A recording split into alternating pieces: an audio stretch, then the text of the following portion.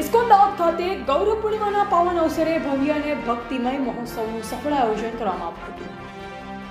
ભગવાન શ્રી ચૈતન્ય મહાપ્રભુના પ્રાગટ્ય દિવસ નિમિત્તે મંદિર પરિસરમાં મહાઅભિષેક, હરિનામ સંકીર્તન અને વિવિધ ભક્તિ કાર્યક્રમો યોજાયા હતા।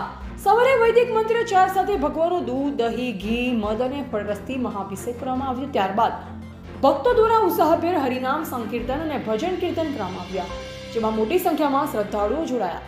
સાંજે વિશેષ પ્રવચન, આરતી અને મહાપ્રસાદ વિતરણનો કાર્યક્રમ યોજાયો। મંદિર પરિસર આકર્ષક ફૂલ સજાવટથી શોભી ઉઠ્યું અને હરે કૃષ્ણના ગુંજનથી સમગ્ર વાતાવરણ ભક્તિમય બન્યું હતું।